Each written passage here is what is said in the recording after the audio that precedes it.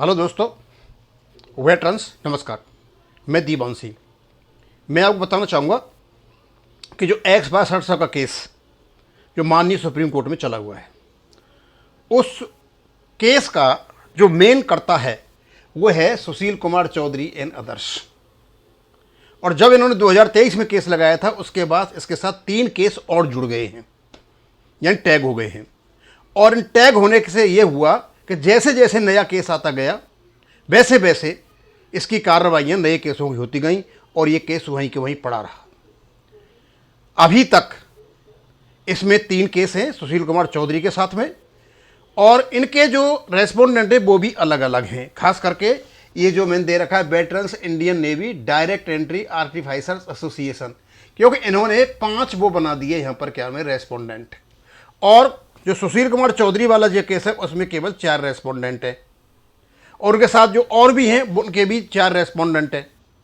अब कल जो सुनवाई हुई थी यानी 19/9/2025 को एक केस की सुनवाई हुई थी, कौन से वाले की? Veterans Indian navy direct entry artificers association की सुनवाई हुई। पहले भी हो चुकी थी, लेकिन कल क्या हुआ मैं आपको बताना चाहता हूं।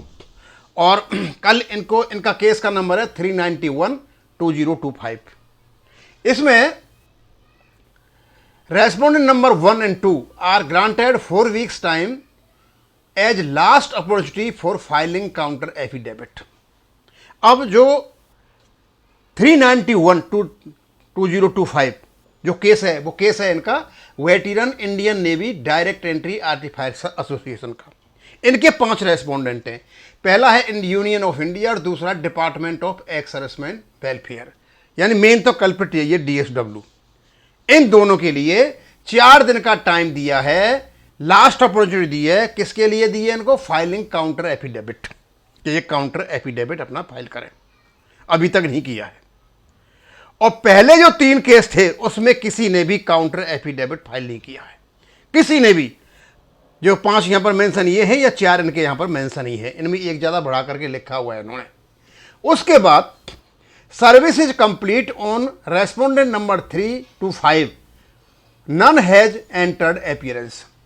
3 से 5 यानी the chief of naval staff, controller general of defence accounts, principal controller of general of defence accounts, इन्होंने कोई भी नहीं आया, यानी ये अपीयर ही नहीं हुए हैं सारे के सारे।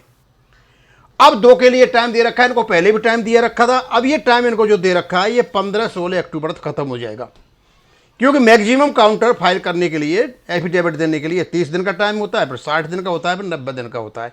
इनके 60 दिन ऑलरेडी जा चुके हैं। अब केवल और केवल 4 वीक का टाइम दे रखा है इनको, और 15-16 अक्टूबर को ये खत्म हो जाएगा। उसके बाद service is complete on respondent number 3 to 5 none, कोई नहीं आया। At the end of the period यानी 4 हफ्ते के बाद, aforesaid whether counter affidavit is filed और not, registry to process the matter for listing before the honourable court. और registry क्या करेगी? इस केस को ऑनरेबल कोर्ट के सामने लिस्ट कर देगी। अब हम ये मान करके चलते हैं कि कोई भी नहीं आया, एपियर ही नहीं हुआ, तो यदि रेस्पोंडेंट एपियर नहीं होता है और तो उसके कई अर्थ निकलते हैं। इसका एक्स पार्टी डिसीजन भी हो सकता है, लेकिन उसको अभी मैं यहां नहीं लाऊंगा। रीजन ये है कि हो सकता है कोर्ट में जाकर के वो अपना एफिडेविट दे दें, WS दें। टाइम निकल चुका है उन सबका। जब टाइम निकल चुका है तो मुझे ऐसा लगता है कि इनको पता है कि यही गलती करके बैठे हुए हैं, फालतू में टाइम वेस्ट करने से कोई फ़ायदा नहीं है। इनके अगेंस्ट में केस आएगा, ये हारेंगे, इसलिए पैसा यहीं बैठ लो। अब हो सकता है पहुंच भी जाएं। और कंप्यूटर जनरेटर जो डेट है वो है 28/10/2025, तो इसका कोई महत्व नहीं होता। इससे पहले भी सुनवाई हो सकती है और बाद में हो सकती है, लेकिन 15-16 अक्टूबर को ये जो 4 वीक का टाइम दे रखा है किस किस को? यूनियन ऑफ इंडिया और department of ex serviceman welfare को। इनको 4 दिन। तो यूनियन ऑफ इंडिया तो आएगी नहीं। अब आ सकता है DSW, क्योंकि सारा का सारा जो बीज कर्म बोया इन्होंने ही बोया हुआ है। कोई एक्सप्लेनेशन दे करके, कोई इंटरप्रिटेशन दे करके, पता नहीं क्या क्या करके, कोई क्लैरिफिकेशन से इन्हें सारा कुछ किया था। तो इन सब में केवल और केवल DSW है जो मेन है। अब वो यदि काउंटर एफिडेविट देते हैं तो केस चलेगा, नहीं चलेगा तो ये केस, जहां तक मेरा ख्याल है, जहां तक मैं लीगली इंटरप्रेट कर पा रहा हूं, ये केस एक्स पार्टी डिसीजन की ओर बढ़ रहा है। एक्स पार्ट डिसीजन का मतलब यह है कि सामने पार्टी कोई होगी नहीं, इनकी सुनवाई होगी, ये अपने पॉइंट रखेंगे, कोर्ट यदि एक्सेप्ट कर लेते हैं तो इनके फेवर में हो जाए, और लगभग फेवर में होते हैं ऐसे केस। तो अब तक जो इसके डिटेल्स हैं, अपडेट है X/62 जो केस की, ये है कि माननीय सुप्रीम कोर्ट में 4 केस लगे हुए। सबसे जो प्रमुख केस है, जो लीडिंग केस है, वो है सुशील कुमार चौधरी का। इसके साथ में एयरफोर्स वेटरन्स का ये ग्रुप है, उनका लगा हुआ है, और 2 केस साथ में नेवी के लगे हुए हैं। और अभी तक भारत सरकार से या जो भी डिपार्टमेंट है उनसे कोई भी जवाब किसी का नहीं आया हुआ है। अब केवल 4 वीक का टाइम दे रखा है, किसके लिए? Veteran Indian direct entry association इनको दे रखा है। उसके बाद यदि कोई नया केस नहीं आता है तो इस केस की सुनवाई शुरू हो जाएगी, और यदि कोई नया केस आ गया तो अगेन दोबारा वही प्रक्रिया शुरू हो जाएगी जो सुशील कुमार चौधरी के बाद में 2023 से प्रक्रिया शुरू हो रही है।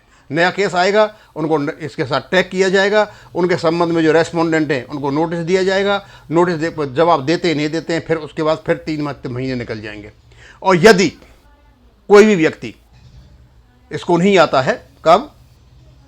4 वीक में, तो उसके बाद इस केस को कहाँ चला जाए? ऑनरेबल कोर्ट के लिए प्रोसेस कर दिया जाएगा। और ये है सुजाता सिंह रजिस्ट्रार, इन्होंने ये बात कही है।